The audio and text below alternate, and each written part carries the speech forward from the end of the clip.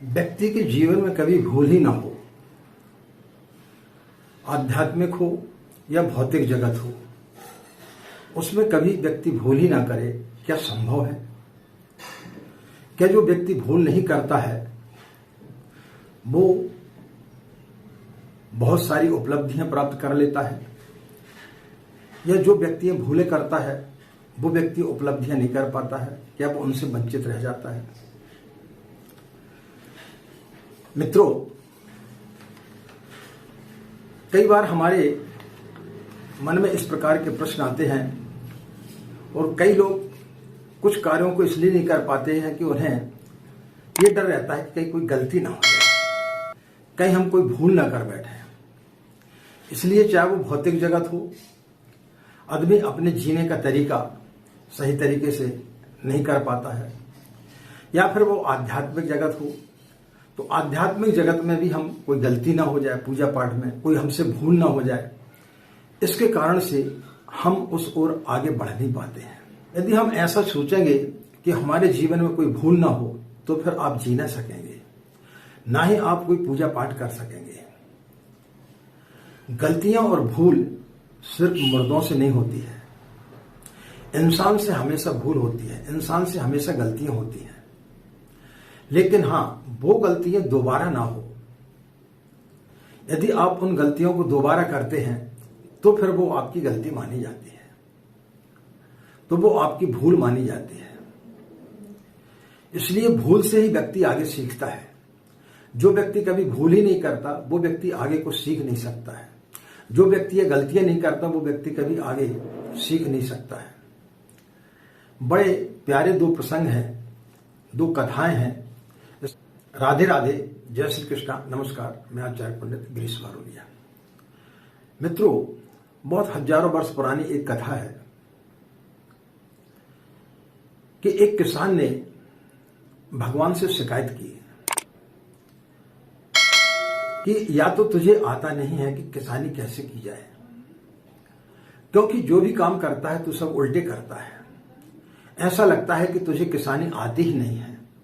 मैं बरसों से किसानी कर रहा हूं, लेकिन तू इतनी गलतियां कर देता है कि फसल ठीक से हो नहीं पाती है। हो सकता है शायद उस समय परमात्मा लोगों के काफी निकट रहता हो, लोगों की बातें भी सुनता हो, तो उस किसान की भी बातें ईश्वर ने सुन ली और ईश्वर ने उसे बोला कि ठीक है, एक काम कर, मैं 1 साल का तुझे समय देता हूं। इस वर्ष की जो फसल है तू अपने हिसाब से कर। जब तुझे पानी चाहिए तब पानी देना, जब धूप चाहिए तब धूप देना। वो किसान बड़ा प्रसन्न हुआ कि ना अब टिड्डियां आएंगी, न बाढ़ आएगी, न जो फसलें बारिश के कारण बह जाती थी या ज्यादा पानी होने के कारण जो सड़ जाती थी, या जो पानी कम होने के कारण जो है वो सूख जाती थी, अब वैसा नहीं होगा। उसने भगवान का चैलेंज एक्सेप्ट किया और उसने किसानी चालू की। जितने पानी की जरूरत थी उतना पानी दिया, जितनी धूप की जरूरत थी उतनी धूप दी। समय समय पर जिस चीज की आवश्यकता हुई वो आवश्यकता पूर्ति करते गया। अब जब फसल लहलाने लगी और जब काटने का समय आया तो पूरे गांव को इकट्ठा करके जब वो गया और भगवान से बोला कि देख, इस प्रकार से फसल पैदा की जाती है, तू कुछ जानता नहीं है, तू हमेशा गलतियां करता है। लेकिन जैसी फसल काटने को हुआ तो उसने देखा कि बालियां तो बहुत बड़ी हैं, लेकिन उसमें गेहूं के दाने नहीं हैं। अब उसे बड़ा आश्चर्य हुआ। उसने पुनः परमात्मा से पूछा कि भाई ये क्या बात हुई, तो दाने क्यों नहीं है? फसल बहुत ऊंची है, बड़ी बड़ी बालियां हैं, लेकिन इसमें गेहूं तो है ही नहीं। सुनते हैं परमात्मा मुस्कुराया और उसने बोला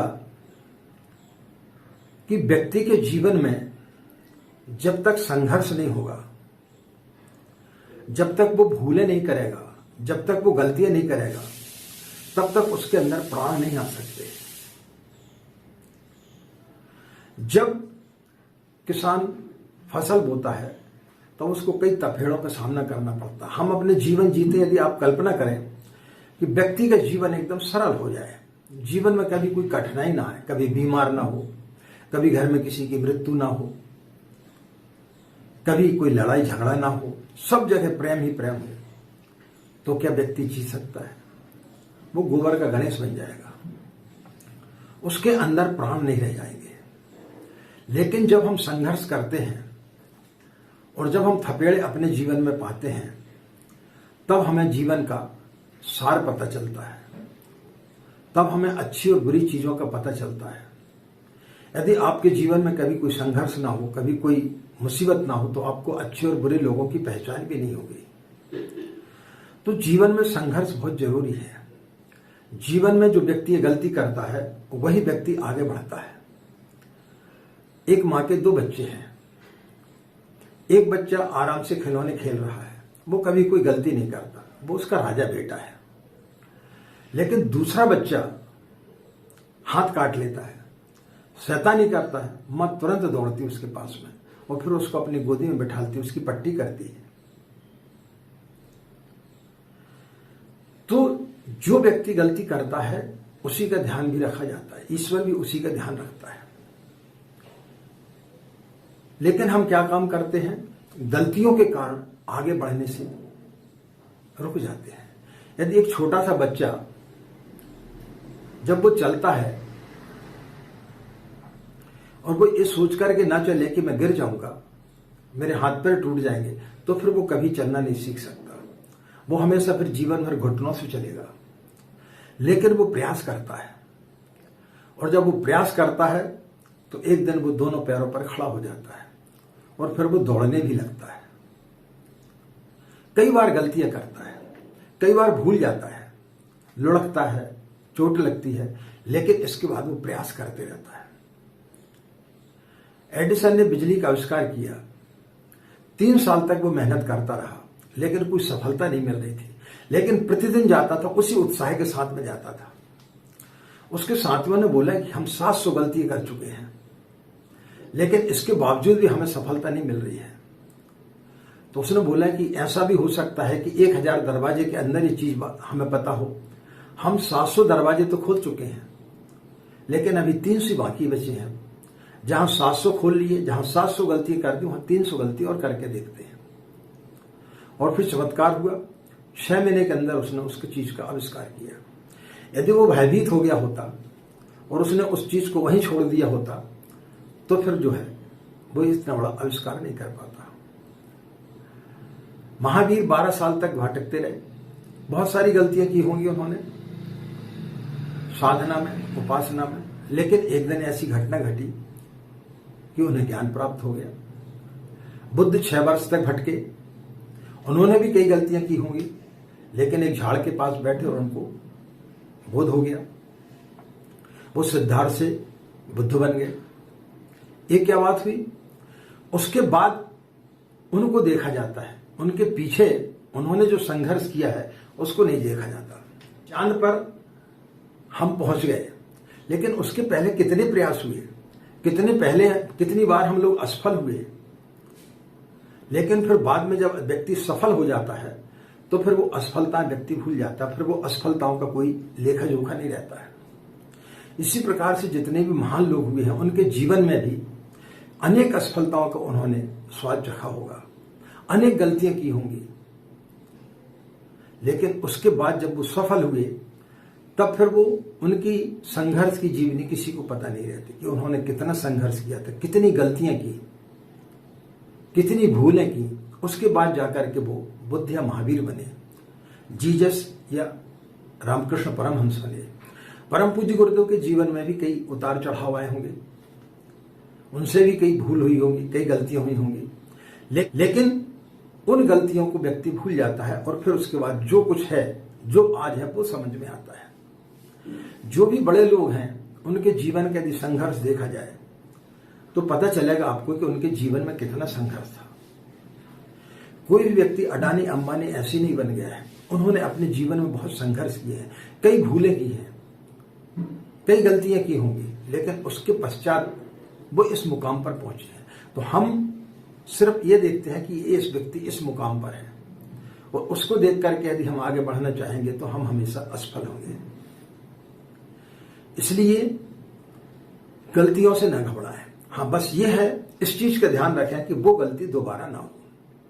हम पूजन करते हैं, कई बार होता है कि दीपक बुझ जाता है, हमने गलती से पंखा चालू कर दिया, दीपक बुझ गया। अब हमारे मन में भय आ गया कि अरे ये तो गलती होगी हमारी। लेकिन आप होश पूर्वक देखें कि आपसे गलती कहां हुई। आपने पंखा चालू कर दिया, आपने देखा नहीं कि दीपक जल रहा है, तो दोबारा फिर वो गलती ना करें। आप साधना कर रहे हैं, किसी दिन आप भूल गए, जल्दी में आप ऑफिस चले गए, फिर बाद में आपको याद आया, तो फिर आप होश पूर्वक सोएं और फिर ये देखें कि ये दोबारा गलती ना हो। तो जो गलती आप दोबारा नहीं करते वो गलती नहीं होती है, और वो आपको आगे ले जाती है। लेकिन जो व्यक्ति जानबूझकर गलतियां करता है वो व्यक्ति मूढ़ होता है, वो व्यक्ति की गलती देखी जाती है। लेकिन जो व्यक्ति ये गलती करता है और गलती कर करके संभल जाता है, उसके लिए बड़े साहस की जरूरत होती है। जीसस की एक बहुत प्यारी कथा है, बहुत प्यारी कहानी है कि एक जमींदार के दो बेटे थे। एक बेटा बहुत ही संस्कारी था, मंदिर जाता था, पूजा पाठ करता था, खेतों पर पूरा ध्यान रखता था, जब खेती करने जाना खेती करने जाता था, परिवार का पूरा ध्यान रखता था, माता पिता का पूरा ध्यान रखता था। दूसरा जो बेटा था वो शराबी था, जुआड़ी था, वेश्यावृत्ति करता था और पैसा उड़ाता था। बहुत सोचने के बाद में, बहुत उसको झेलने के बाद में बड़े लड़के ने पिताजी से बोला कि अब बहुत हो गया, अब मुझसे ये झेला नहीं जाता, आप एक काम करें, बंटवारा कर दें, क्योंकि मैं कमाता हूं और ये खाता है बैठ करके, ये कुछ भी नहीं करता, बल्कि जो मैं कमा कर लाता हूं उसको भी जो है ये सब खत्म कर देता है। ऐसा कब तक चलेगा? पिता ने भी सोच विचार करके दोनों को आधी आधी प्रॉपर्टी बांट दी। बड़ा लड़का और उत्साह के साथ में काम करने लगा, खूब उसने अपनी जमीन बढ़ा ली। छोटे लड़के ने देखा कि गांव में कुछ नहीं रखा है, क्योंकि गांव में गलतियां कितनी करेगा, गांव में गलतियां छोटी होती है, शहरों में गलतियां बड़ी होती हैं। तो वो शहर निकल गया। 4-5 साल के बाद में पिता को पता चला कि लड़का जो है, जो भी उसको हमने प्रॉपर्टी दी थी वो सब बेच बाच करके अब भीख मांग रहा है। उसे बड़ा दुख हुआ। और यहां दूसरी तरफ जो बड़ा लड़का था उसने अपनी तरक्की कई गुना ज्यादा कर ली, उस प्रॉपर्टी से उसने और ज्यादा प्रॉपर्टियां बना ली।